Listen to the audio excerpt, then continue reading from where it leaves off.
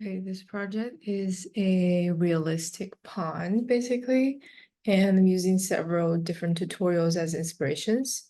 But the general idea is that with MediaPipe, you're able to track your hands.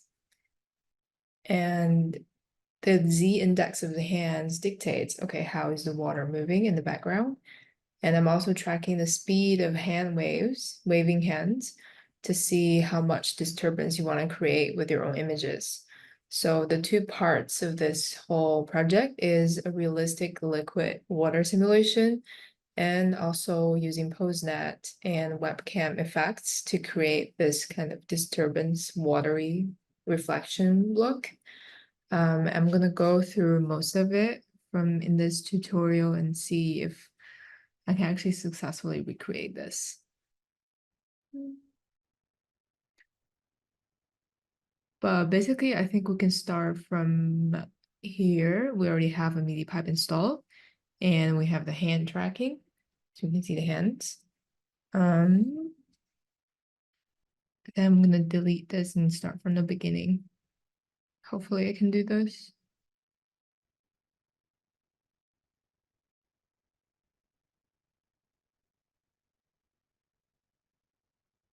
Okay, this is where we start. So from the first one, we get a null.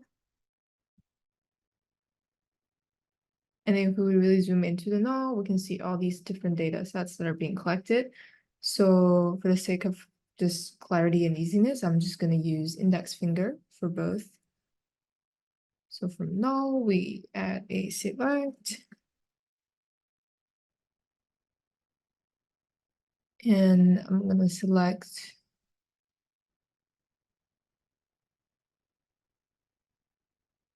I think it's index finger X.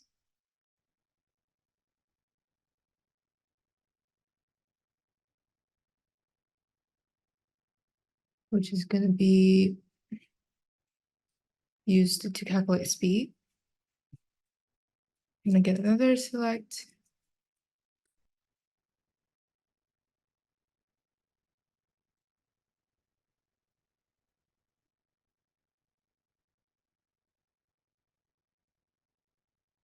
Which is going to be index finger Z.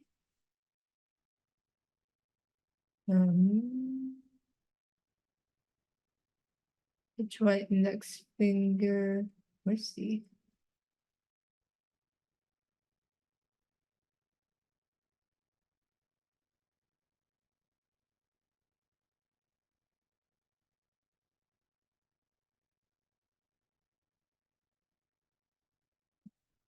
Yeah, I'm just gonna type this in.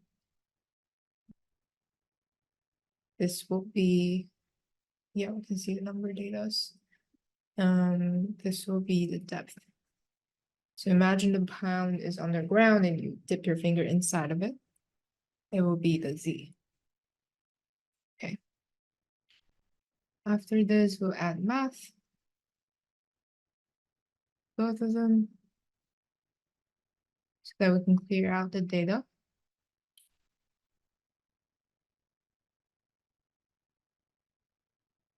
So let's see for the depth, we can see it's all in the negative range and the numbers are really small.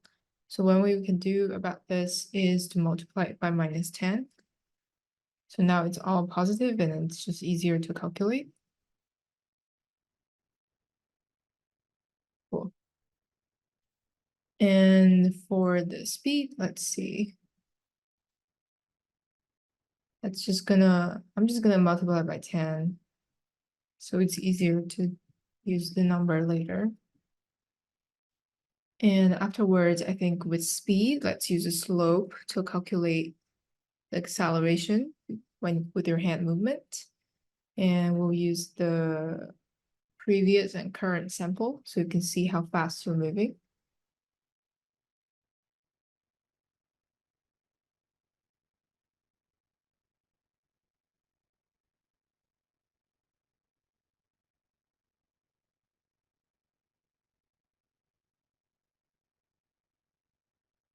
And then afterwards, because they're negative and positives, just to clear it up, we can use a limit.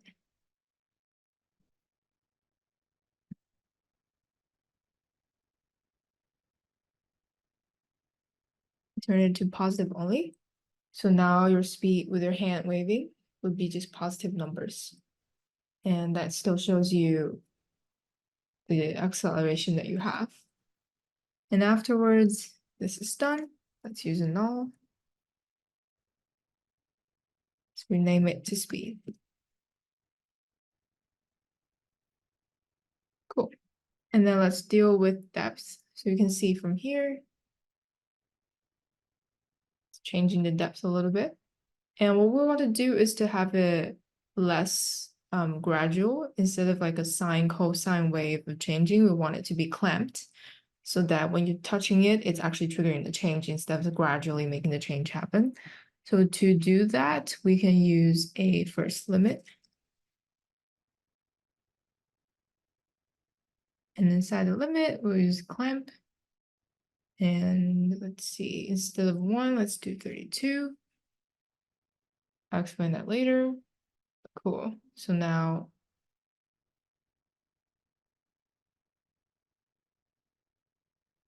let's see.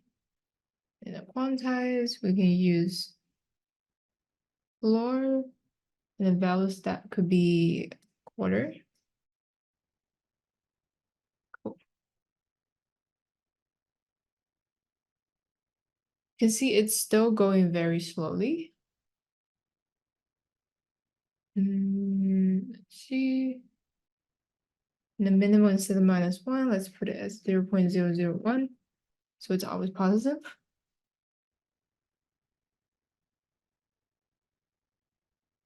And then after limit, let's add a math.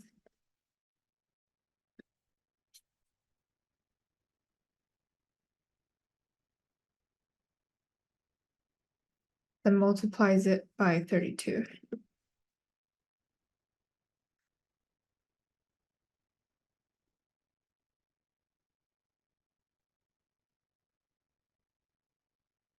Wait, actually, let's put one here so it's more easy. So basically, the gist of this part is that I'm changing the depth of wherever my hand is based on the very strict order. So instead of, it's either 32, 16, 8, or 0, so that there's a little bit more like fixed rising due to change. But all this will be more clear later. But this is basically a clamped number change, gradual change effect is what I want with both my speed and the depth of where my finger is pointing, like dip into the water. So after this is done, we'll add a null.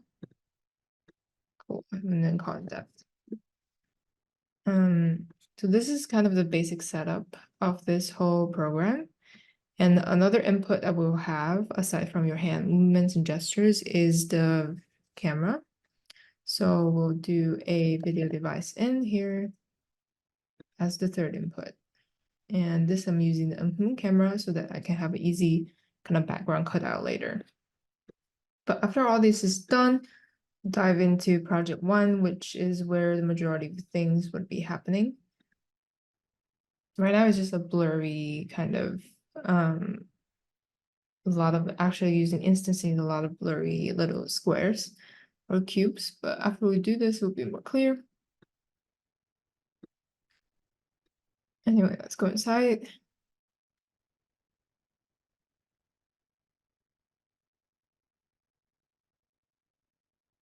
All right, cool. So in this part, I basically used several tutorials, and then I did a lot of small minor changes or high level changes to kind of combine them into this realistic effect. But one of the main things that have been used is instancing. Let me actually connect them.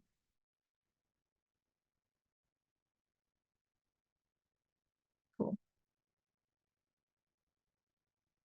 This is before speed and depth are applied. So I think another thing we can do here is go into parameters, customize component, and then see. So for this project 1, where majority of the effects are happening, I created my own customized panel just so that the depth and speed can be applied easier later. I'm not going to go over how this is done, but basically just have these two ready at hand over here. And all we need to do is chop reference. This too is a speed reference.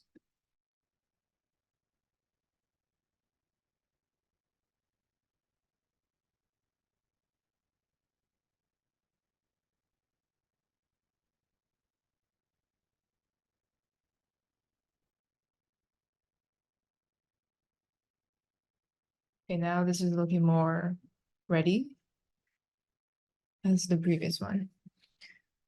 All right, if we go inside, we'll see, let me just pause this. We have a grid that uses, basically uses 3D instancing here with a feedback loop that creates the realistic watery background that we see here.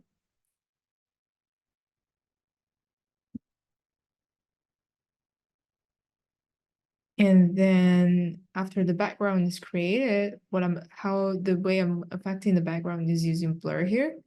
You can see the filter size is actually bounded to the blur that I created the blur parameter that I created outside that changes from 8 to 632 to kind of dictate the background watery effect. So when it's 8, it's less blurred, so the instancing is less obvious. However, if you dip your finger closer to on the Z index, you can see the water is more wavy, so there's more blur. That creates this more realistic simulation through the feedback loop. And aside from creating the water, there's this webcam effect that I created. This is the in, and I use mirror and chroma key to remove the background. So you just have your own cutout right here. And after creating cutout, there's using the optical flow from the tool panel that TouchDesigner already have. And then this wave ripples is, I found it online. This is already created, so I just copy paste it inside and then use this as a way to kind of create the displacement when you move your hand or just any kind of just movement. And here, because I already created the speed index earlier and outside of the project, so it is applied here with force in optical flow. So instead of so the faster your hand moves, the bigger the force is. So it creates more disturbance. And if your hands are not moving, there's no speed, then it will slowly, the forces will go away from this loop. Great. And then afterwards, I just basically combine both of them through a comp to create this effect. Okay. Let's see how this could be done.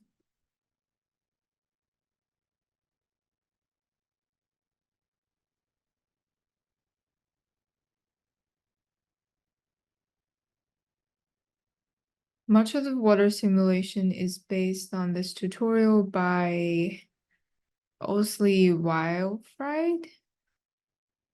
I just basically did some small modifications here and there. I will quickly go through this setup in this video, but I will not do this again because it was already created and then showed in the other tutorial, but I will definitely go through how the webcam effects are added to the thing. So basically, the starting point is to create a grid and using the whole instancing idea. And then the grid, all you need to do is change the size to whatever your screen ratio is, and then using a null. And after that, using a SOP2. And then doing two selections. Select two actually doesn't really do anything, but you can still put it here. And then create the chop two. So now you have the color map, and using a null, you create this very elaborate feedback loop to have the water effects. So you have a feedback. After feedback, have a level.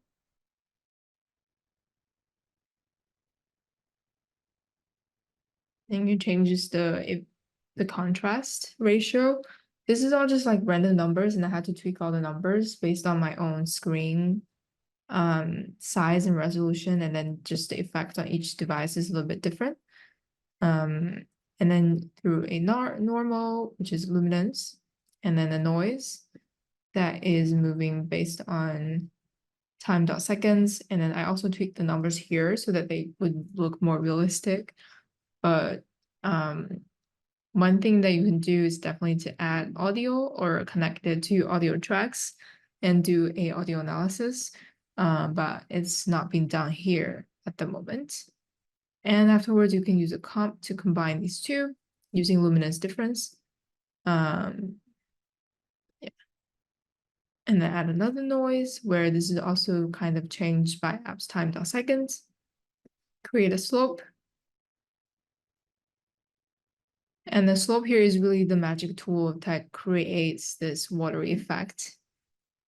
You can see without it, it just looks like a plain mesh grid with a lot of small components being disturbed. And then with slope, you can see actually it's kind of more dispersed and looking more like a liquid. And the secret ingredient here is blur.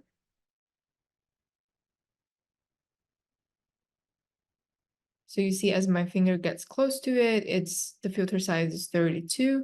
So there are just more wavy patterns in the background. But if I move my fingers away, the filter size is down to 8, and then you can see less wavy background, so the water is less disturbed. And if you skip this, all you get is just actually what we see earlier, the grid with a lot of small components that are just blurry and shaking in the background. And all this combined in the disturb. The weight is also something that you should calculate on your own. There are also like different options. You can use hold, you can use mirror, whichever that you would prefer. And I think I would just use a mirror here just because it kind of looks prettier. And afterwards, after this very elaborate feedback loop, what you need to do is to put everything into a comp that uses add as the operation, and create a null. And voila, you have the instance. So then afterwards, you create a geo. And with the geo, you have two instances. First one using the not4, which is the map, the color map thingy that we just created with the grid, using RGB as a way to translate. And what exactly you're translating is this tiny, tiny rectangle. The size is 0.003. You can definitely change it to different digits based on how fast your computer can calculate. My computer here is already very slow. Especially I have all the zoom and everything open. After a geo is just the basic using a render and create a camera. You can kind of slowly manipulate where the camera position is. You can see here mine's a little bit tilted so that I can get more kind of wavy effect and more realistic pound water simulation as if the water is sitting on the ground. And then there is light. Afterward, another trick that the tutorial I followed introduced is to kind of put a circle with a very blurry softness on the edges and feed this into the PBR material and using this as the material for the geo to render. So after all this is rendered, you have a bloom, which is you can get from the palette. Having the bloom, you can tweak the little numbers here and then add an RGB delay to create this or kind of iconic or stereotypical iridescent color of red, green, blue. Tweak a little bit numbers here and there, and then I use a little bit transform here just so that it's a little bit kind of distorted. And also because I'm combining two, this is a trick here, I guess. After creating the realistic water effects, it's just too perfect. So I created 2 layers of it and using transform to transform the upper layer to upper left a little bit. So when they are combined, there's just more reflection in the background. And then after I added another RGB key, just to have the black background. And as I said, I have two similar exact same wavy patterns overlaid on top through a comp to create this a little bit like distorted transformed effect. And all these are fed into the final composition with an average. There are many ways you can do with the constant. You can definitely just skip it so that it's just a liquid transparent background, or you can use black, which actually, let's see how that looks.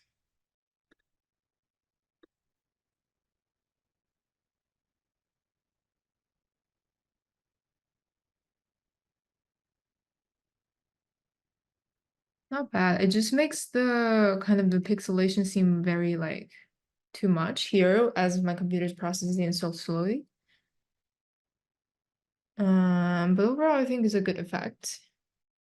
And here I just used blue because it just seems more realistic in terms of a swimming pool or pond. And you can see here, this is it.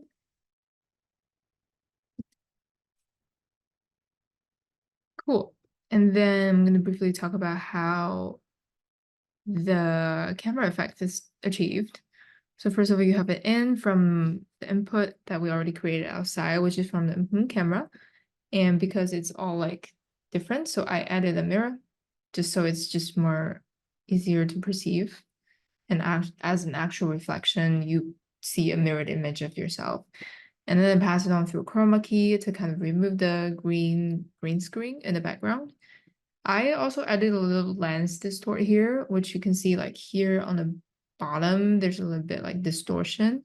You can also just skip that, but the reason why I added it is just because mirrored images in the water is always a little bit disturbed or distorted. So it's great to just have a little bit distortion here and there. And then I pass it through annul. And then I pass it through optical flow, which you can find through the palette over here, right here. And here I already explained the optical flow is what determines the faster it is, your own image changes more with the force right here. So this is what it's doing. It's actually like documenting all the colors and just calculating how fast or how much change there needs to be. And afterwards, I passed on this water wave ripples block top, which I also got from an online resource. I'm gonna post it below, and